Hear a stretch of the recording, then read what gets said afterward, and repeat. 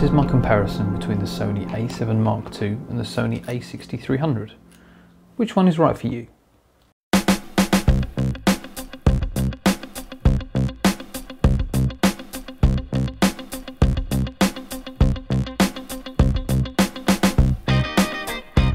Okay, starting off with the Sony A7 Mark II, it's got a 24 megapixel full frame sensor in it with in-body image stabilization. It's got 117 phase detect autofocus points, but they are mostly clustered towards the center of a frame, mostly like the Canon 5D Mark III.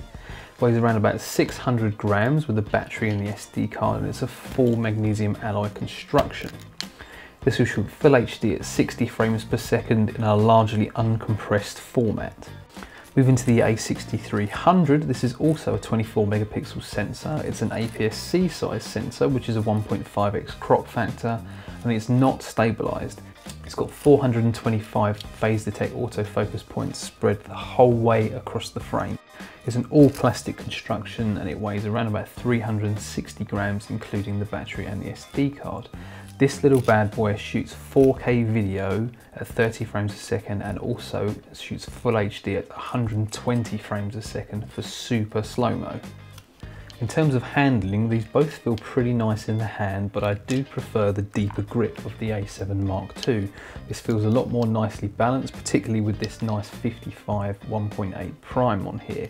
I feel like this is a really nice manageable weight. This would be a really nice walk around combination. The A6300 does feel nice in the hand, but the grip isn't that deep. I'm not sure I would want to use this all day at an event. It's very, very light, and again with the 55 prime on there, it is quite nice to hold around, but once you start putting bigger lenses on there, particularly like an adapted lens like an f2.8-70-200, the balance feels awful.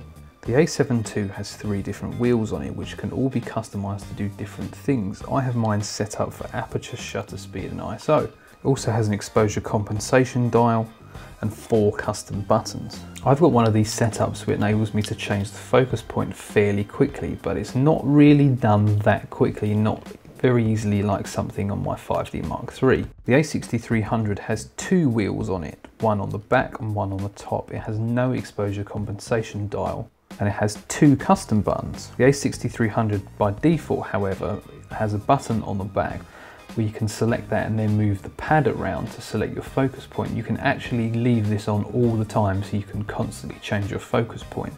This isn't in the A7 II and is a really welcome feature. I'm hoping that they will add this to the A7 II with a firmware update, but with the A7 II due to be replaced, I'm not too sure that's going to happen.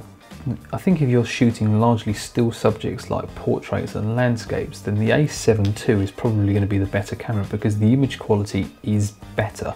The high ISO performance is also better in the A7 Mark II, but not by too much. But if you're an astrophotographer, you're going to find this to be the much better camera for you. Things to note though, the focus on this, whilst very accurate, is nowhere near as fast as the A6300. I'm very happy with the autofocus speed of this, but now I've used the A6300, it does actually leave a little bit to be desired. Now, one of the great features about this A6300 is that focusing system. It is very, very snappy, and it's also great in video. You could have this on continuous autofocus on video and it will track you effectively. I think if you're going to be shooting faster moving action, maybe something like your kid's baseball game or something along those lines, I think this is probably going to be the better camera for you. It's also going to give you that little bit of extra reach. I think if image quality is absolutely paramount to you, then you're probably going to want the A7 II. However, this does stack up very, very well and it's very, very close, both in image quality and in low light performance with ISO. I shared a picture of this of my cat at ISO 5000 and particularly on Instagram, it looked great.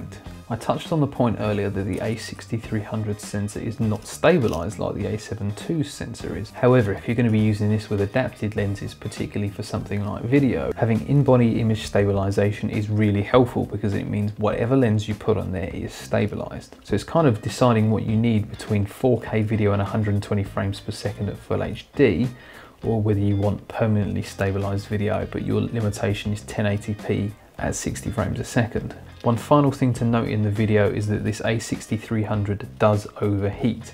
I filmed this video before in 4K and after 6 minutes it overheated indoors in England. I think both of these are fantastic cameras and I'd be pretty happy going up with either of these day to day. And with the possible launch of the A7 Mark III, it means these are going to be largely around about the same price. Hopefully you found this video helpful. If you did, please go ahead and give it a thumbs up.